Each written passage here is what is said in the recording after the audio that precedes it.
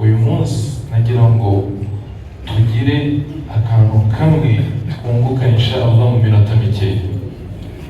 Aka kantu nakaye atakuna bainaka wa baina Allahi sirran, ukwiye kubaho ubuzima bwawe bwose hagati yawe na Mwenyezi Mungu Subhanahu wa Ta'ala harimo ibanga. Hari iki? Harimo ibanga wisangije we na Allah Subhanahu wa Ta'ala. La ya'lamuha al-ibadu illa Allah. Nta urizi n'umugore wawe uretse nde? Iri banga rigomba kuba ari ibanga ryiza. Ahantu uzagera imbere Allah Subhanahu wa Ta'ala ukamwibutsa ati ya Allah, ariko najyaga mbigenza gutya, ariko nureba urasanga amabanga twisangije njyewe na Allah gusa ari amabanga y'iki? Y'ibyaha. Sibyo? Dutanga urugero.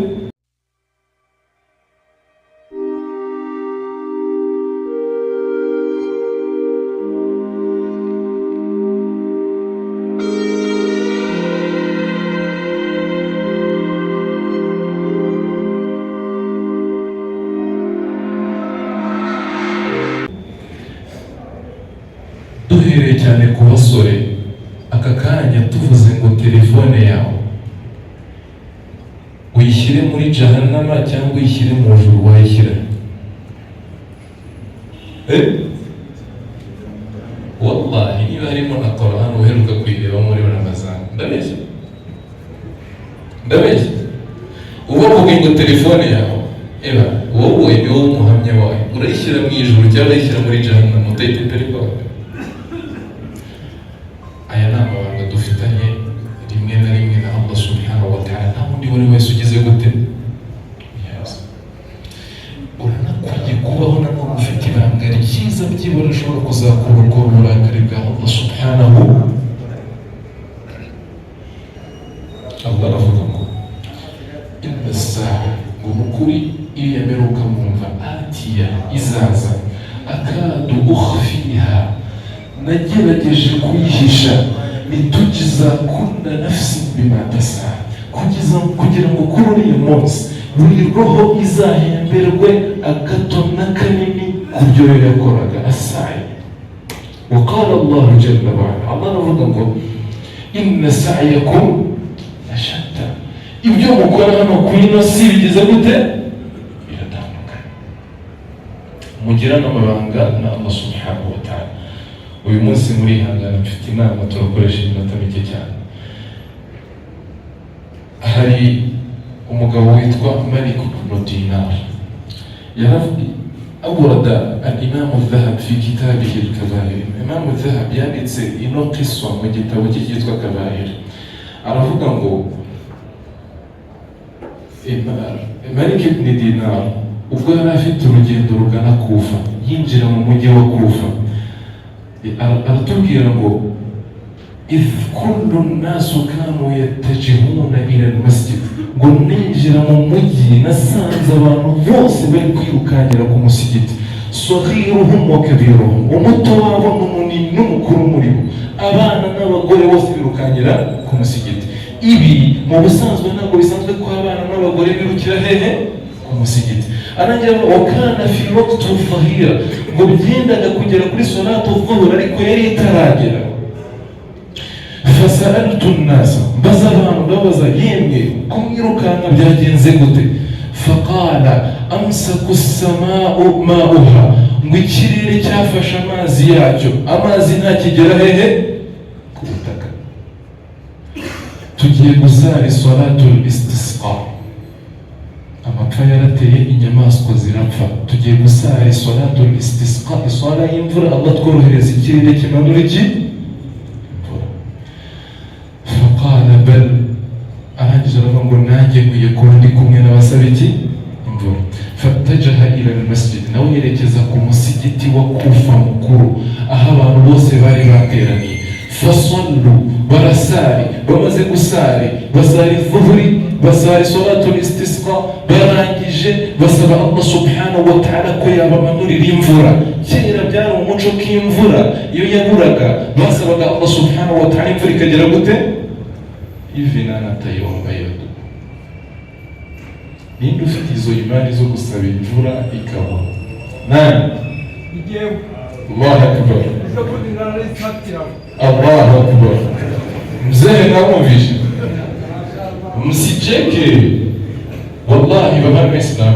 Ibyo nababwiraga, dushobora kuba muri twe ari bake bafitanye amabanga nande na Allah subhanahu wa ta'ala.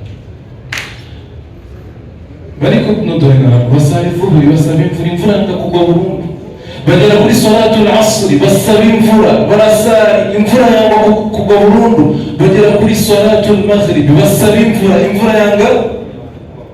Abantu bose bagira ubwoba, ariko bigeze kuri salatul isha abantu bose biriwe basaba kuva kuri dhuhuri mpaka kuri isha. Kera n'amatara yarahari, abantu baratashye. Malik ibn Dinar aravuga ngo fataja'atu fil masjid, kubera ko nari ndi umushyitsi muri uyu mujyi atari iwacu, nta muntu mafite, negereye inkingi yo mu musigiti ndaryama inyuma. Mu musigiti nta matara nk'aya yabaga arimo. arangije ngo bainama ana jalisun adhkuru Allah fadakhala rajulun, ubwo njye nari nicaye ndi gusoma adhkari ngo ndyame, hinjiye umugabo asmara alwajh, ngo yari afite mu buranga h'umukara, ari umunyafurika nkatwe. Muri sifa ze yaravuze ngo yari afite n'inda nini, yari abyibushye. Azimul mankabayn, afite intugu ndende, yari umuntu w'umusore munini.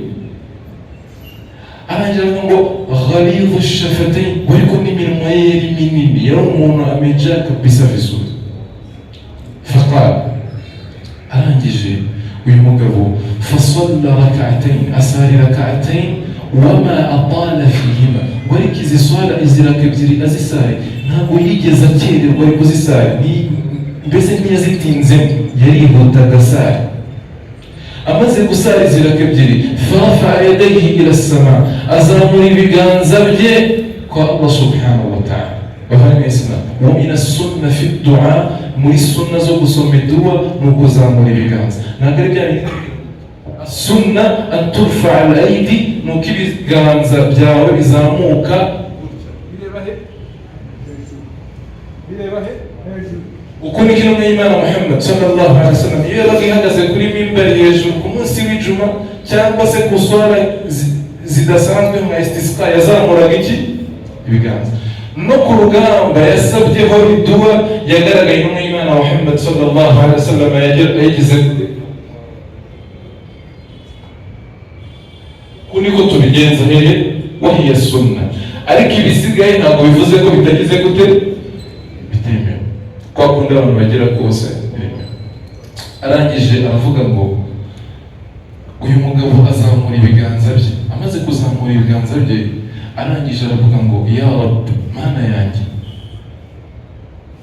habasat as-samaa'u al-matar, ng'ikirere cyabujije imvura kugwa, wa hadha min qudratik, ariko ibi biri mu bushobozi bwawe. Abwira Imana, atangira kwirira, ya Allah, aba bantu aznabu fa'adhabtahum, barakosheje, ibyaha byabo byatumye ubima imvura. Ariko ya Allah, atangira gukora tawassul ku bindi biremwa.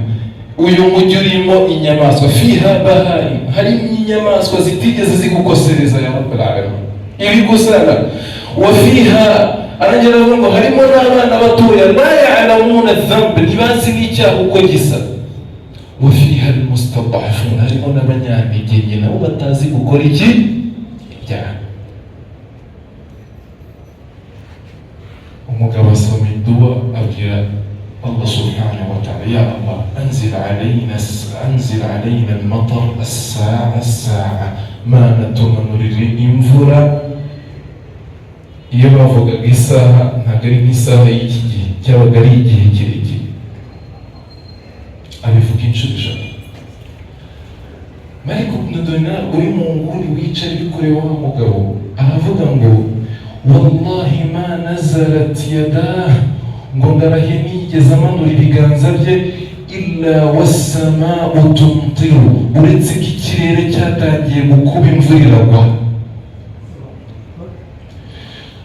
Malik ibn Dinar, uyu mugabo ngo yaramurebaga, uyu mugabo yumvisha imvura iguye, yahise arekera gusoma iduwa, arirukana ngo imvura itamusanga he musigiti, arataha.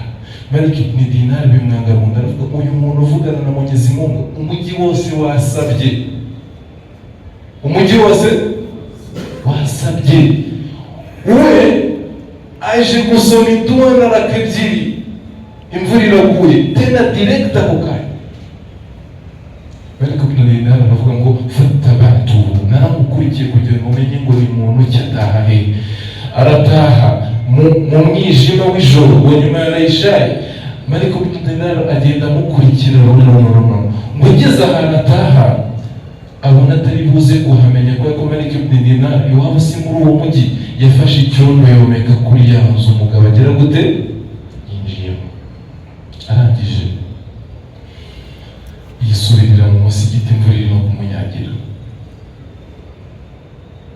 Uyu mugabo Malik ibn Dinar bukeye, izuba rimaze kurasa mu masaha 3, yasubiye muri ya nzira kujya gushaka inzu ku yindi, amenye aho wa mugabo agera gute ataha. Aragenda muri ya nzira, ku bw'amahirwe asanga icyondo ku gipangu kiracyariho. Fadakhala fiha, ayinjiramo iyo nzu, arakomanga. Bamufunguye asangamo umugabo na khas, muri ba bandi bacuruza abacakara, kera habaga abacakara. Fadakhala fiha, umugabo aramubaza ati kuje hano ushaka umucakara nguhe? Atangira kumubwira ibiciro by'abantu afite. Malik ibn Dinar ati nanjye naguraho. Ubwo we nubwo avuga ngo aragura, ariko we yishakira wa muntu gusa. Atangira kureba ku wa mbere, wa kabiri, wa gatatu, aramubura burundu. Fayis acika intege, aravuga ya Allah, uyu muntu kumubisha. Arimo arasohoka, faraa ghurfa mughlaqa, abona kumba gatoya gafunze. Arangije arabaza bima fiha, hano harimo iki cyicayemo hano, kihishemo hano? Aravuga ngo fiha rajul, harimo umugabo, ariko impamvu tutamukweretse la yanfa, ntacyo yakumarira, arashaje, ntabwo ari umucakara, kandi umucakara kera bamukoreshaga nk'ipunda, agomba kuba afite igituza, afite imbaraga, uzamwikoreza akikorera. Ariko naravuga ati mumunyereke yenda njye niwe nagura. Amurebye asanga kuko ni wa mugabo afite akumba ke. Abwira wa mugabo ucuruza imbaraga ati njye ndashaka uyu. Ndavuga ati ariko uyu nguyu ushaka, umuntu ufite inda ingana gutya, umuntu ushaje gutya, hano hari abasore, wafashe umusore? Undi ati abana mimi nataka we. Fashtarahu bithamanin bakhsim, amugurira ku giciro gitoya, kubera ko undi ari kwirebera abashoboye hano kuri ino si, ariko undi yamubonye mu bushobozi bwa hehe. Umugabo arangije aramugura, aravuga ngo ana utuliq sirahu, agenda murekura, aramufata aramujyana. Uyu mugabo nawe atangira kuvugisha Malik ibn Dinar nkaho ari umucakara. Aramubwira ati ariko se niki kitonyungura, njyewe hari abasore, nta kintu mfite, nta mbaraga, kora iki? Malik ibn Dinar amugejeje ku musigiti, aramubwira ati rero araaytuka fi layl wa sami'tu kalamaka, nakubonye nijoro ndanakumva. Umugabo aravuga ngo sami'tani, kuko wanyumvisha ntakubeshya? Ati njye nakubonye wowe. Aramubwira ati oya. Aramubwira wanyumvisha ibyo navugaga? Ati nabyumvishe byose. Koko umugabo arangije Malik ibn Dinar aramubwira ati njye ndakurekura, ariko nta kibazo. Ariko ndashaka kumbwira uko bigenza. Abantu bose bireba basanga wewe tu umeomba dua, imvura iragwa. Faqala, umugabo sajad, yagiye kuri sijda, yanze kumusubiza, ajya he kuri sijda. Amara igihe kirekire cyane, kugeza ubwo Malik ibn Dinar aravuga ngo fanhanaitu hatta asma' minhu, ngo narubamye ngo nanjye kugira ngo numve niba hari icyo ari kuvugana harahehe kuri sijda. yumva umugabo avuga ngo ya sahiba sir, ngo yewe nyiribanga, inna sirra qad inkashafat, ngo ibanga ryanjye nawe ryamenyekanye, wala utiqu al-aisha ba'daha, ngo kandi jye nta nubwo mbashije kuba kuri ino si nyuma y'ibanga ryanjye nawe. Fakana hada yaqulu lillahi wa huwa sajid, yabwiraga Allah subhanahu wa ta'ala ari hehe kuri sijda. Malik ibn Dinar amaze kumwumva muri aya magambo, umugabo yikubise hasi kuri sijda yitaba. فمات الرجل بمقارفة ولم نعرف السر. أبفوي تتمني بقى، أبفوي جناوي تتمني بقى. أريكو يبان الإسلام يبجد توزيمي الدين يبدينش سبتينش والرمي بقى نقول لهم وين الله سبحانه وتعالى جاول. Wallahi uyu mugabo aduha isomo rikomeye cyane. Yari umucakara, ntabwo ari uko yari afite amafaranga menshi. Ni ukuvuga ngo icyo yakoraga igishoboka ni ibikorwa bye yakoreraga hehe. Igishoboka ni hehe. Kun uriya mugabo ufite umutima ufite ibanga nande Allah subhanahu wa ta'ala. Bava mu Islam gira ibanga na Mwenyezi Mungu subhanahu wa ta'ala. Wewe nawe gusa, wewe nawe gusa. Mwibuke ashabul kahf ubwo bageraga mu buvumo. Niki cyabakuye mu buvumo? Niki cyabashije gukora umuriro w'ubuvumo?